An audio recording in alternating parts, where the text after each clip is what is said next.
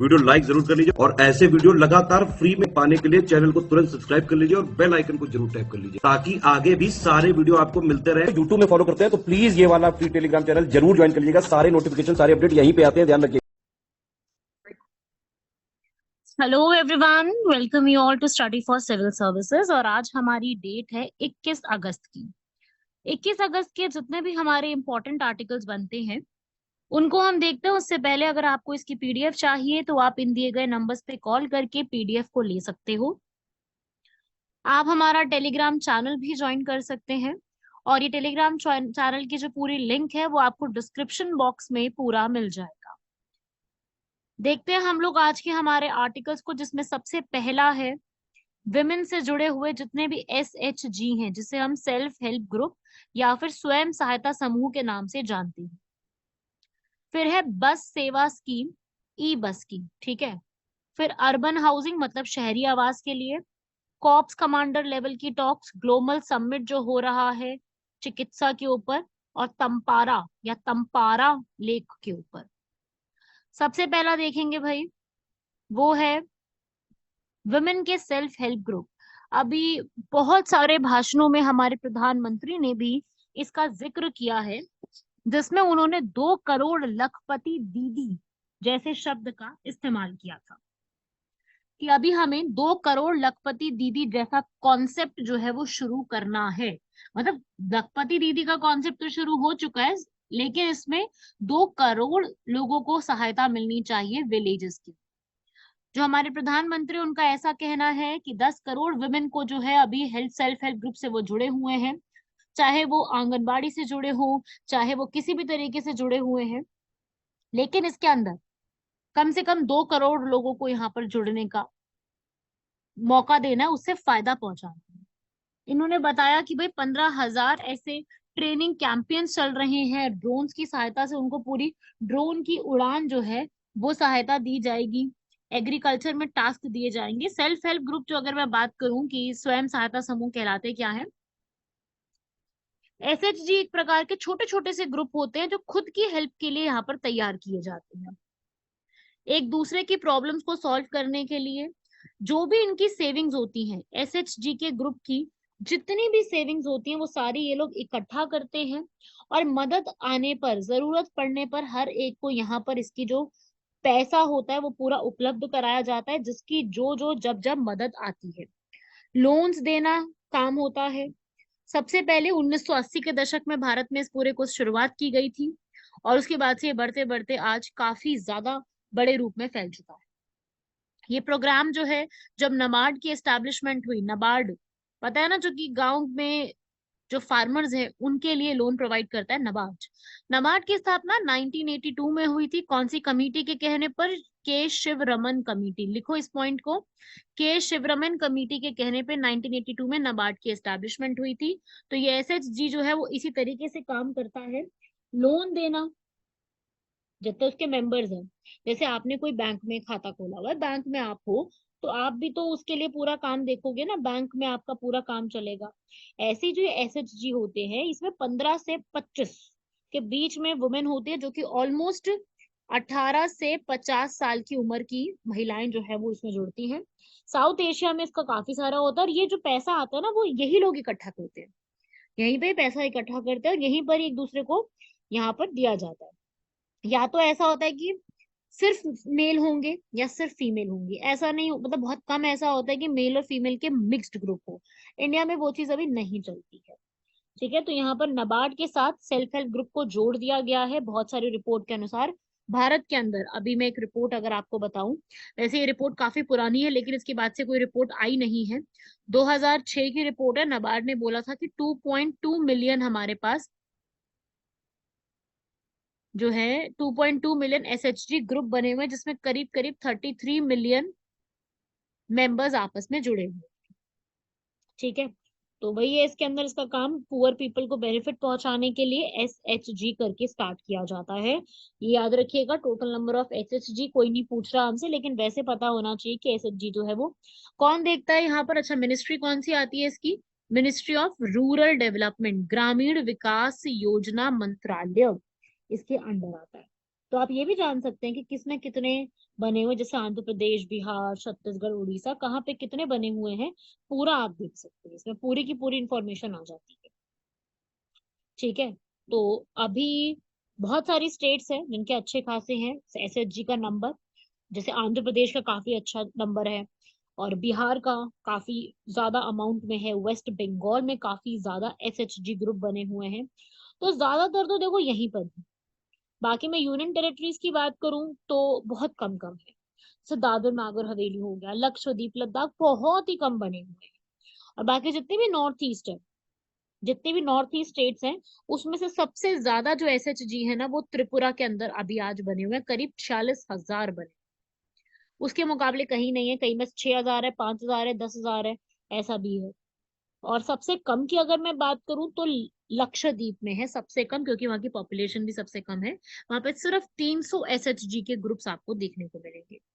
ठीक है भाई, बात समझ में आ गई सारी? तो इस तरीके से दिमाग में रखिएगा कि एसएचजी ग्रुप जो है वो एग्जिस्ट करते हैं। और दिल्ली में एसएचजी ग्रुप बहुत कम बने हुए हैं, दिल्ली की कैपिटल की बात करूं अगर मैं। बाकी इनको फाइनेंशियल सपोर्ट अच्छा खासा दिया जाता है। कितने भी मेंबर्स हो सकते हैं, मिक्स ग्रुप होते नहीं है। और ये इनकी मीटिंग्स होना जरूरी है, चाहे हफ्ते में हो, मंथ में एक बार तो होना ही चाहिए। पूरी बुक्स मेंटेन की जाती हैं इसके लिए। इनका मेजर काम होता है कि छोटे छोटे अमाउंट की सेविंग करो, और फिर जाके जो है जिसकी पर्सन को नीड है उसको काम करके हेल्प दो, और क्रेडिट प्रोवाइड करो। जैसे बैंक बड़े लेवल पे काम करता है, ये छोटे लेवल पे काम करते हैं। इंटरनली अपना सेविंग्स भी हो जाती हैं इससे। और जो है इंटरनल लेंडिंग भी काफी बढ़ जाती है। लेंडिंग का मतलब होता है कि अगर आपने कोई पे वगैरह करना है, कोई लोन वगैरह भी पे करना है, तो उससे भी आसानी हो जाती है। इसे कहते हैं एसएचजी। तो वुमेन का लेबर फोर्स जो है, वुमेन का पूरा जो एक दायरा है, ये बढ़ाने के लिए काफी अच्छा रोल प्ले करता है। ठीक है। तो ये कोविड-19 के बाद से काफी ज्यादा इंक्रीज हुआ है। जैसे बहुत सारी नई नई चीजें इसके अंदर स्टार्ट की गई हैं। जैसे कि मैं एक बात करूं कि उत्तर प्रदेश में शुरू हुई थी प्रेरणा कैंटीन कोविड-19 के समय। वो भी एसएचजी के सपोर्ट से ही विमेन ने आपस में मिलकर के बनाई थी, तो प्रॉब्लम भी डिस्कस हो जाती है और नई नई चीजें भी यहाँ पे स्टार्ट हो जाती हैं। ठीक है। तो इस तरीके से काफी सारे प्रोजेक्ट्स हैं जो इन्होंने स्टार्ट भी करे हैं। ज्यादातर इसमें विमेन है। अगर मान लो क्वेश्चन आता है, इंडिया हैज अराउंड 1 करोड़ एसएचजीज and maximum of them are women, तो बिल्कुल सही। मैं अगर आपको कुछ इंपॉर्टेंट स्टोरीज भी बता दूं कि एसएचजी की कुछ स्टोरीज, जैसे बिहार में एक जीविका एसएचजी है, बिहार के स्टूडेंट्स को पता होगा, नहीं पता तो देखो एक बार। लद्दाख में लूम्स के नाम से है। केरल के अंदर कुदुम्बाश्री के नाम से है। तो इस तरीके के प्रोग्राम्स हैं जो हेल्प करते हैं। और ये इस बार के इकोनॉमिक सर्वे में भी बताया गया था कि एसएचजी का ये डेटा काफी इंपॉर्टेंट है। ठीक है भाई, तो ये सब फैक्ट दिमाग में रखिएगा।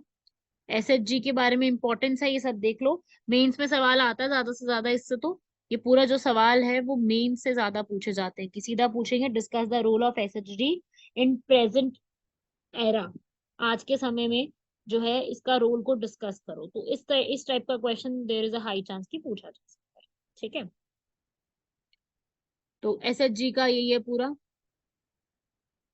एक्टिवली पार्टिसिपेट कर सकते हैं सोसाइटी में, लोकल गवर्नमेंट में, माइक्रो लेवल के एंटरप्रेन्योरशिप, छोटे छोटे लेवल पे। जैसे कुछ, जैसे मैंने बताया ना, प्रेरणा कैंटीन शुरू होगी, तो ऐसे बहुत सारे कैंपेन्स जो है वो भी स्टार्ट किए जाते हैं इस तरीके से। स्टैंडर्ड ऑफ लिविंग बढ़ जाता है लोगों का। धीरे धीरे एक दूसरे से बातचीत करते हैं तो धीरे धीरे और जो प्रॉब्लम्स होती है वो निकल के आती है, समझ में आने लगता है। और मेन प्रॉब्लम ये है कि लोग बहुत बार डिपेंडेंट भी हो जाते हैं इन्हीं के ऊपर, जो कि गलत है। प्रॉपरली इस पे डिपेंडेंट नहीं होना चाहिए, और इसकी जो प्रॉपर वर्किंग है उसके बारे में हर एक स्टेप यहाँ पे लिए जाने चाहिए। और जो भी इनको रनिंग करने के लिए प्रोफेशनल्स का इस्तेमाल होना चाहिए, और इनकी रजिस्ट्रेशन होना बहुत जरूरी है। बहुत बार इनकी रजिस्ट्रेशन जो है वो होती नहीं है, तो वो रजिस्ट्रेशन होना काफी ज्यादा जरूरी है। ठीक है। तो ये मतलब मैं वही समझाना चाह रही हूँ आपको कि इसमें थोड़ा सा रजिस्ट्रेशन भी होना चाहिए इसके अंदर, और म्यूचुअल ट्रस्ट के बेस पे मतलब प्रॉब्लम चीजें जो है होनी सही होनी चाहिए। चलो भाई, इसको पूरा आप रीड कर लीजिए। ये वाला कंसर्न भी, वे फॉरवर्ड भी, आप इसमें अगर कभी भी कोई क्वेश्चन आता है तो इसमें आप ये पूरा लिख सकते हो।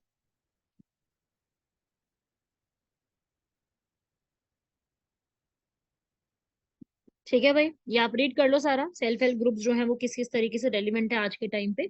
ये सिर्फ रीडिंग का काम है, मैं समझाने वाला होता तो मैं आपको समझा देती, बट अभी समझाने वाला इसमें कुछ है नहीं, इसलिए मैं पूरा ऐसे आपको समझा रही हूँ कि भाई आप इसको रीड कर लो, मैंने वीडियो भी पॉज किया हुआ है यहाँ पर।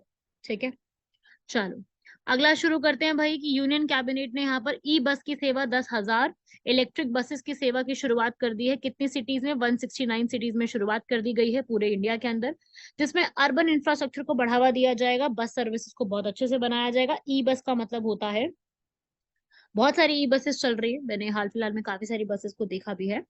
ई बस वो होती है जिसके अंदर सारी की सारी चीजें इलेक्ट्रिसिटी सोर्स से जुड़ी हुई होंगी और उसमें कार्बन एमिशंस नहीं होंगे, शून्य उत्सर्जन होगा। जिससे क्या होगा, जो हम इलेक्ट्रिसिटी में या इस सब चीजों को प्रमोट करने की बात कर रहे हैं वो बढ़ेगी। ई बसेस की जो अभी पूरा एक मैनेजमेंट है वो तैयार नहीं हुआ, इसको तैयार करने की जरूरत है। इस स्कीम में ई बस सेवा में 10,000 स्कीम्स जो है, मतलब 10,000 को स्टार्ट किया गया है, जिसमें करीब करीब 57,000 करोड़ का जो है सरकार पूरा यहाँ पर लगा रही है।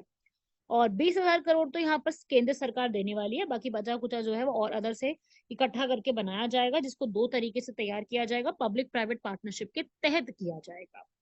ठीक है भाई, इंफ्रास्ट्रक्चर को डेवलप किया जाएगा। बसेस के लिए जो भी पावर, बसेस के लिए ऊपर भाई चार्ज भी तो करना पड़ेगा, तो वो चार्जिंग स्टेशन भी तो होने जरूरी है। तो यहाँ पर इस तरीके से इसको एम्प्लॉय करेंगे। कवरेज इसके अंदर उन उन सिटीज में भेजी जाएगी जहाँ पे पॉपुलेशन 3 लाख से ज्यादा है, और सारी जो भी यूनियन टेरिटरीज है, नॉर्थ ईस्ट वगैरह, सबको इंक्लूड किया जाएगा। करीब 45,000 से 50,000 लोगों को इससे जॉब भी मिलेगी, और पेमेंट वगैरह करना वो सब चीजें तैयार किया जाएगा। इस तरीके से होगा, एनवायरनमेंट के लिए काफी बेनिफिट है। आप जानते ही हैं इस बात को कि अगर हम इलेक्ट्रिसिटी वाली चीजों को प्रमोट करेंगे, हालांकि इसके नुकसान मुझे बहुत दिखते हैं। मैंने अभी कई सारी ऐसी वीडियो रील्स वगैरह देखी थी, मुझे नहीं पता आप लोगों ने देखी है या नहीं देखी, बट मैंने अभी हाल फिलहाल में काफी देखी थी, जिसमें मतलब मैं डरा नहीं रही, but I am just telling कि ऐसा हो रहा है कि मतलब उनके अंदर थोड़ा सा इलेक्ट्रिसिटी का वर्क ज्यादा था, तो उससे एक तरीके से पूरा डिस्ट्रॉय हो गया, उसमें आग लग गई थी। काफी सारी देखिए, मतलब अब इसका क्या फायदा है क्या नुकसान है वो तो आगे चल के अपने को पूरा पता चल जाएगा कि इसके बेनिफिशियल्स क्या हैं। और नुकसान तो मैं नहीं कहूंगी कि वो ज्यादा होंगे, कोई एक आधा केस ऐसा निकल आता है जिसमें इस तरीके की चीजें होती है, बट अदरवाइज सारी चीजें जो है वो बहुत अच्छे से ही सरकार जो है वो कोशिश करेगी। खर्चा काफी है इसके अंदर, and it will take much time better बनाने के लिए। तो अभी ये जो है पूरा एक तैयार किया गया है एनवायरनमेंट को ध्यान में रखते हुए, तो इसको भी आप लोग भी ध्यान में रखिएगा। ठीक है, तीसरा आता है भाई अर्बन हाउसिंग के लिए, मतलब कि घर बनाने के लिए, शहरी योजनाओं के लिए। पीएम ने एक अलग योजना बताई है कि हम लोग अर्बन पुअर हाउसेस को भी यहाँ पर तैयार करेंगे, जिसमें हम लोग जो पुअर एरियाज हैं और शहर के हैं उसको बेटर बनाएंगे। बैंक से चाहे लोन ले, चाहे किसी भी तरीके से ले, लेकिन इसको बेटर किया जाएगा। और अभी ऑलरेडी हमारी प्रधानमंत्री आवास योजना चल रही है इसके लिए। तो जो पुरानी स्कीम में प्रॉब्लम्स थी, क्योंकि पुरानी स्कीम का टाइम पीरियड था कि भाई हर एक को अपने अपने जो घर मिलने चाहिए वो मिल जाएंगे 14 अगस्त 2023 तक, हाउसिंग फॉर ऑल को ध्यान में रखते हुए, सबको जो है सभी के लिए आवास का लक्ष्य में ध्यान में रखते हुए। तो 8 सालों से स्कीम चल रही है, बट इस पूरे को अभी भी आज के टाइम पे हैंडेड ओवर नहीं किया गया है। तो इसमें चैलेंजेस बहुत ज्यादा थे, क्योंकि इसके अंदर पूरा जो पैसा लगना था सरकार की तरफ से वो 1.49 लाख करोड़ था, जिसमें सेंटर का शेयर 24% कुछ था। तो इसमें सेंटर का शेयर इतना परसेंट था और अर्बन लोकल बॉडीज का इतना परसेंट था। तो इसमें बहुत सारी प्रॉब्लम्स आई थी, लोन्स लेना और ये सारी चीजों में दिक्कतें आनी शुरू हो गई थी। तो उसके लिए जो है एक अभी यहाँ पर दोबारा से स्टार्ट किया गया है नई स्कीम के लिए। ये बोला गया है कि इम्प्लीमेंटेशन बेटर करेंगे, और जो पुराना असिस्टेंस था उससे हटके नई असिस्टेंस की तरफ ज्यादा ध्यान देना शुरू करेंगे। और दोनों सरकार, मतलब कि केंद्र और राज्य, सेंटर एंड स्टेट, दोनों मिलके प्रॉब्लम्स को एड्रेस करके फ्लोर पे उसको सॉल्व करेंगे। चाहे स्टेट गवर्नमेंट हो, चाहे लोकल बॉडीज हो, अर्बन प्लानिंग करनी हो, फाइनेंशियल इंस्टीट्यूट्स के साथ प्लानिंग करनी हो, तो दोनों मिलकर के प्लानिंग्स को यहाँ पर जो है वो अंडरस्टैंड करने की कोशिश करेंगे। तो चलिए, होता है या नहीं वो आगे की बात है, बट इन्होंने कहा है ऐसा, नई स्कीम जारी करी है, तो चीजों को हम देखेंगे समझेंगे क्या होगा आगे। अगला भाई,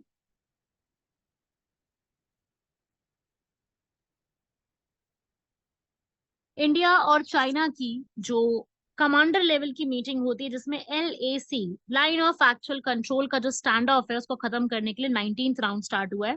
पहले जिन स्टूडेंट्स को नहीं पता LAC के बारे में, पहले मैं उनको यहाँ पे समझा दूं कि LAC चीज क्या है। ठीक है, मैं यहाँ पर एक मैप बना रही हूँ, आप सभी लोगों को उस मैप को समझना है, क्योंकि यहाँ पे मैप इंक्लूडेड नहीं है, तो मैं आप लोगों को यहाँ पर बिल्कुल स्पेस में बना के दिखा रही हूँ मैप। जिनको पता है बहुत अच्छी बात है, नहीं पता वो यहाँ पे समझेंगे सुनेंगे। ठीक है, तो देखो कुछ इस प्रकार से अभी का मैप है, थोड़ा इसमें हेरफेर हो सकता है क्योंकि प्रॉपर मैप नहीं है ना ये।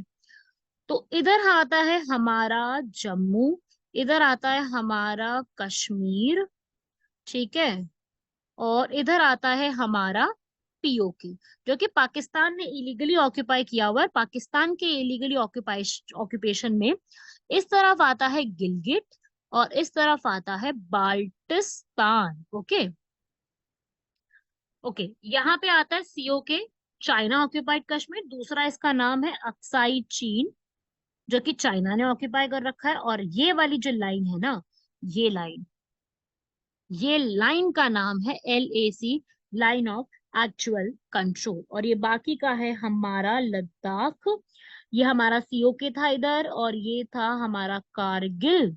ओके, तो ये है पूरा रीजन, मतलब ये वाला कारगिल है ना, आपको पता ही है कारगिल तो।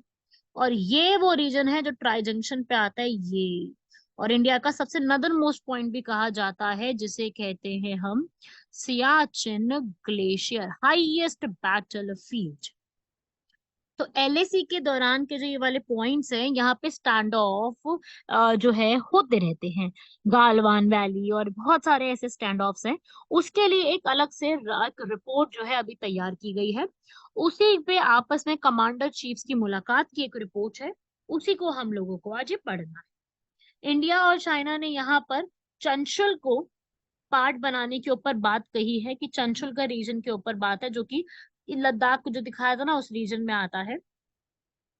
और इसमें ये बात थी कि भाई जो आपस में जो हमारे टकराव हो रहे हैं उसको कैसे रोका जाए और म्यूचुअली कॉन्फिडेंस कैसे बढ़ाया जाए, उसके लिए बात हुई थी।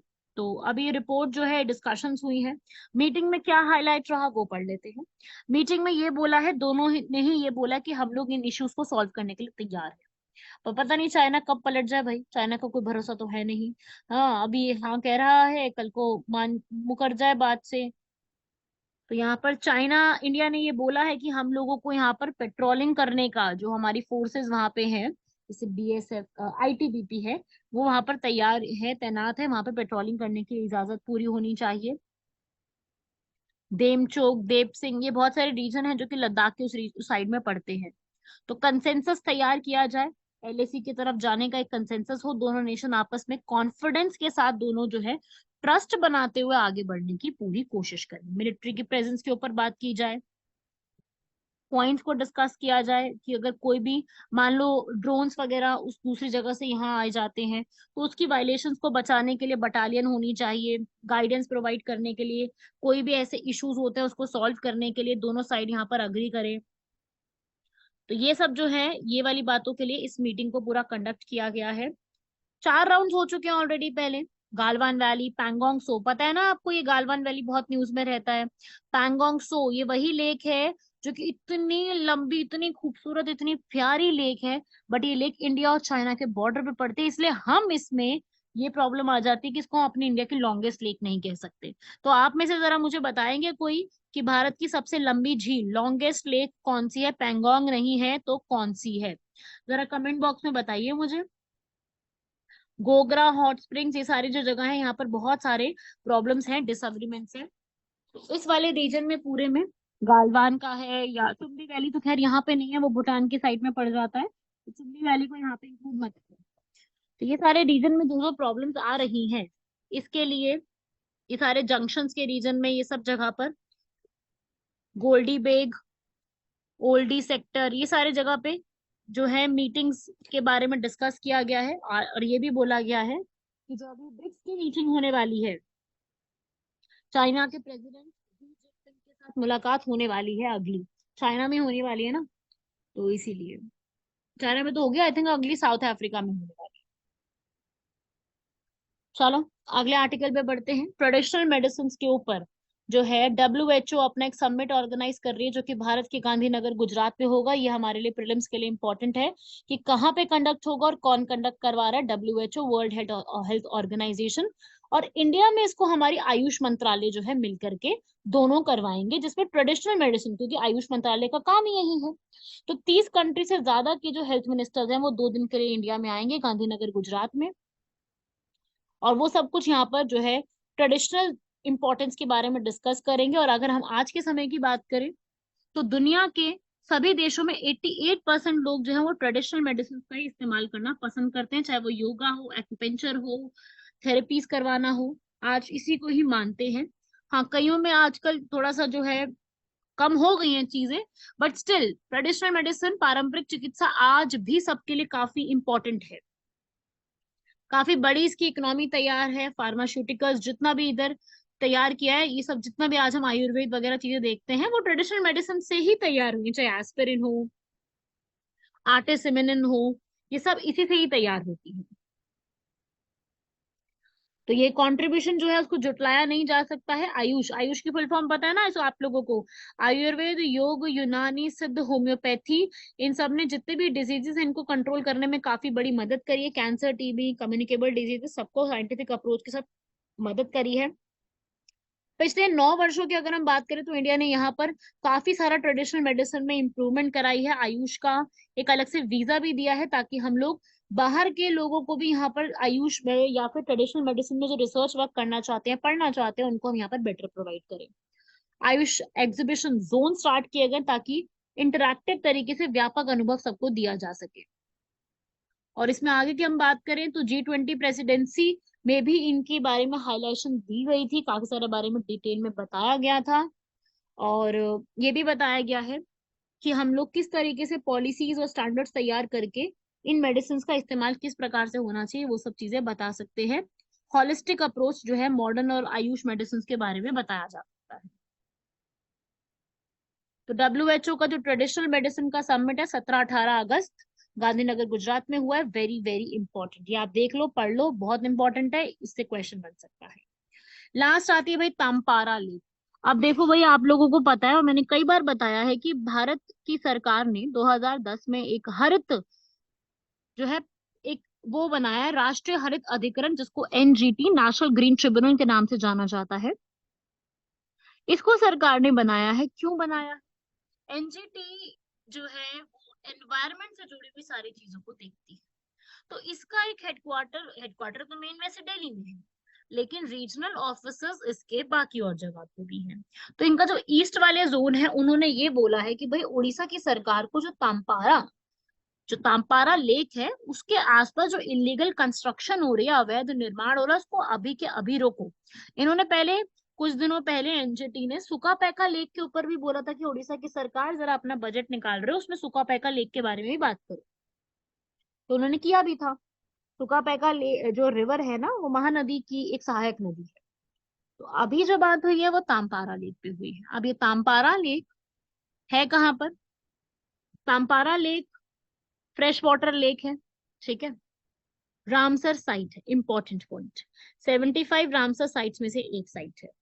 और ये ऑर्डर इसलिए आया है क्योंकि वहां पे जो वाइल्ड लाइफ सोसाइटी है उड़ीसा की, उन्होंने ये बोला है कि भाई इसमें कंस्ट्रक्शन जो हो रही है इसको इलीगल है, इसको स्टॉप करवाया जाए, जो कि बिल्कुल सही बात है। तो NGT की बात तो माननी पड़ेगी क्योंकि ट्रिब्यूनल है, ट्रिब्यूनल की बातें बाइंडिंग होती है, माननी ही पड़ती है।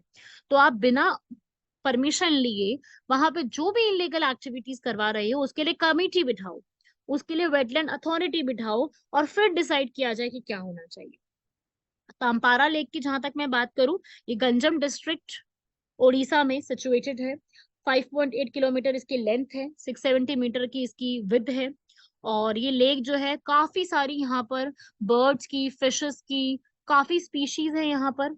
और टेरेस्ट्रियल प्लांट्स वगैरह कहाँ पर है, और इसको वेटलैंड एटलस में भी इंक्लूड कर दिया जा चुका है। तो वेटलैंड कंजर्वेशन के जो रूल्स होते हैं, आर्द्र भूमि संरक्षण के जो नियम है, उसका भी उल्लंघन हुआ है ऐसा तो, क्योंकि इसके आसपास अगर आप कोई भी वेटलैंड साइट को इंक्लूड कर देते हो रामसर साइट्स में, तो उसके आसपास आप बिल्कुल इलीगल कंस्ट्रक्शन नहीं कर सकते हो। तो ये जो 2017 के रूल्स हैं इसको भी यहाँ पर वायलेट किया गया है। इसके आसपास जितनी भी कंस्ट्रक्शन एक्टिविटीज हुई है, चाहे आप कुछ भी वहां पर एक कॉटेज बना रहे हो, होटल बना रहे हो, रेस्टोरेंट बना रहे हो, तो वो सब जो है आप 50 मीटर के क्षेत्र में नहीं कर सकते। ठीक है, तो वहां पर आप कुछ भी एक्टिविटीज होती है जैसे कायाकिंग, बोटिंग होती है, सर्फिंग हो गई पानी के अंदर, वो सब चीजें नहीं कर सकते हो। तो ये सारे टूरिस्ट डेस्टिनेशन बनाने की कोशिश करो, लेकिन उसके आसपास के मीटर के दायरे में नहीं कर सकते हैं। तो एनजीटी का डिसीजन आया है। एनजीटी बहुत सारे डिसीजन ऐसे ले चुकी है, हरियाणा सरकार पे भी फाइन लगा चुकी है, उड़ीसा पे काफी सारी चीजें ऐसे करी, तो उसमें एक डिसीजन ये भी है। और एनजीटी 2010 में बनी थी, याद रखिएगा, पार्लियामेंट ने बनाई थी। तो एक तरीके से ये नॉन स्टैट्यूटरी बॉडी में काउंट, सॉरी स्टैट्यूटरी बॉडी, वैधानिक निकाय के रूप में काउंट की जाती है। वैधानिक निकाय वो होता है जो कि पार्लियामेंट द्वारा बनाया जाता है। ठीक है, तो ऐसे भी आप याद रखिएगा, ये कमेटी ने जो है इस तरीके से अपना काम किया है। Central pollution control board, collector, district collector, सब ने मिल करके यहाँ पर तैयार करके, इसमें काफी सारे लोग जो हैं वो जुड़े थे, और उन्होंने फिर डिसाइड किया है कि ये एक्टिविटीज जितनी हुई है वो इलीगल है। आप सबको क्लियर हुआ, क्योंकि एनजीटी पे क्वेश्चन आ चुका है ऑलरेडी। 2010 में एनजीटी को बनाया गया था, और एक स्टेटमेंट आई थी यूपीएससी सीएपीएफ एग्जाम में, और स्टेटमेंट कुछ ऐसी थी कि एनजीटी वर्क्स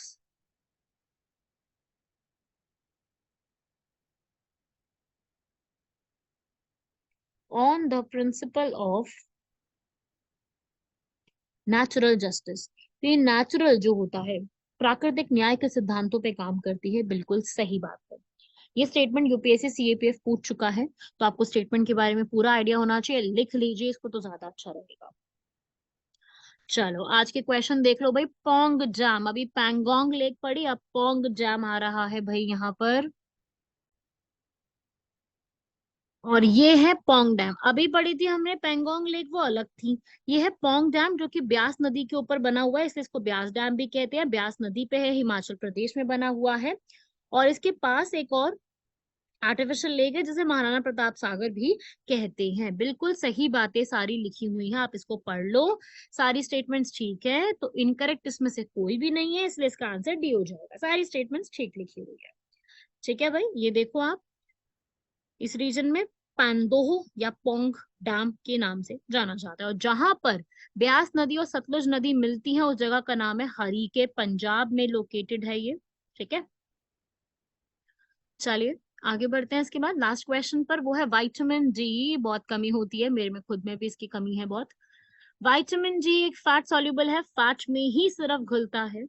फैट सॉल्युबल के एग्जांपल्स में ए, डी, ई, के करके याद कर लो। विटामिन ए, डी, ई और के, ये चार ऐसे हैं जो फैट सॉल्युबल में घुलते हैं, और ये सबसे ज्यादा तब बनते हैं जब आप सनलाइट के एक्सपोजर में आते हो।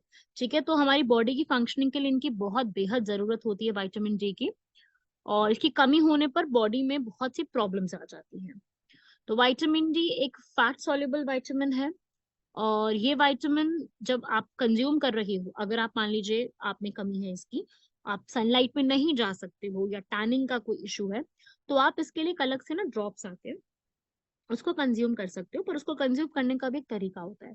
ऐसा नहीं कि आप सीधा आए, बॉटल ली और कंज्यूम कर दी। छोटी सी बॉटल आती है, बहुत छोटी सी बॉटल आती है, ठीक है, 60,000 AU होता है उसमें। बट ऐसा नहीं कि आपको डायरेक्टली कंज्यूम कर लिया उसको, आपको उसको कंज्यूम करना है, क्योंकि ये फैट सॉल्युबल है, ये फैट में ही घुलता है, ये केवल वसा में घुलनशील है।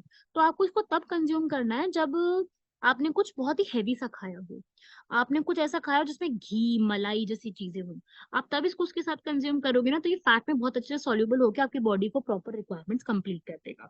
तो whenever you are consuming, जब भी आप प्लान कर रहे हो कि मेरे में विटामिन डी की कमी है, तो मुझे इसको जो है आर्टिफिशियल स्रोतों से पूरा करना है, मेडिसिन या सप्लीमेंट से पूरा करना है, तो आप इसी तरीके से कंप्लीट करना, तो ज्यादा बेटर होगा। एक सजेशन दे रही हूँ मैं आप लोगों को, बाकी तो देखो जिसका जितना जितना होता है उस हिसाब से ही। जिसमें कमी नहीं है उसके लिए बढ़िया, जिसमें कमी है वो अपना देख ले। ठीक है भाई, तो इस तरीके से आपके ये दो क्वेश्चन है, दोनों के दोनों इंपॉर्टेंट क्वेश्चंस हैं। उसके अलावा जो हमारे यहाँ पर ये वाले जो क्वेश्चंस थे सारे, इन क्वेश्चंस को भी आप देखोगे। ये जो हमने आर्टिकल्स पढ़े हैं, इसमें से SHG वाला जो पूरा आर्टिकल था, ये आप सभी लोगों को मेंस के लिए याद करके जाना है। ई बस सर्विस, बस ये बस रीड रीड कर लो, बहुत है। ये दोनों आर्टिकल तो आपको मैं कहूंगी सिर्फ रीड करने के लिए ही थे। ये वाला में आपको LAC की लोकेशन और वो सब पता होना चाहिए, जो मैंने मैप बनवाया था। इसमें इंपॉर्टेंट है इस बार कहाँ पे हुई है, गांधीनगर में हुई है, किसने कंडक्ट कराई, मिनिस्ट्री ऑफ आयुष, और साथ में कंडक्ट कराया WHO। और तांपारा लेक की लोकेशन, ये रामसर साइट है, कौन सी डिस्ट्रिक्ट में है, कब डिक्लेयर हुई थी, ये सब फैक्ट्स पढ़ के जाना है। ठीक है, इतना सब अच्छे से पढ़ के जाइएगा, बहुत है, इनफ है। अगर आप इतना सब कुछ अच्छे से कंप्लीट कर लेते हो तो यहाँ तक के लिए सारी चीजें आपकी हो जाएंगी कंप्लीट। ठीक है, और बाकी 2 क्वेश्चन तो देखो करने ही करने हैं, उसको तो आप स्किप कर नहीं सकते हो। तो ये सारा कुछ अपना लर्न करिएगा, अच्छे से कंप्लीट करिए। कोई डाउट है तो आप कमेंट बॉक्स में लिख सकते हो। बाकी यार आप लोग थोड़ा कमेंट वमेंट किया करो, बताया करो लेक्चर कैसा लगा, समझ में आ रही हैं चीजें तो जरा कमेंट करके बताया करो। यस मैम, नाइस मैम, बढ़िया लगा, कुछ है थोड़ा मोटिवेशन मिलता है यार। वरना फिर थोड़ा वो है कि लेक्चर पे टाइम पे नहीं आएंगे, फिर अच्छा नहीं लगेगा यार। तो फिर वही है, थोड़ा सा अच्छे अच्छे कमेंट करके बताया करो, थोड़ा मोटिवेशन मिल जाता है। एटलीस्ट थैंक यू लिख दिया करो, और कुछ नहीं, कोई बात नहीं, और कुछ नहीं लिख रहे तो थैंक यू लिख दो, एक मोटिवेशन मिल जाता है। ठीक है भाई, इतना तो यार कर सकते हो सभी लोग। चलो कंप्लीट कर लेना यहाँ तक, बाकी मिलते हैं आप लोगों से नेक्स्ट लेक्चर में। धन्यवाद, शुक्रिया, जय हिंद।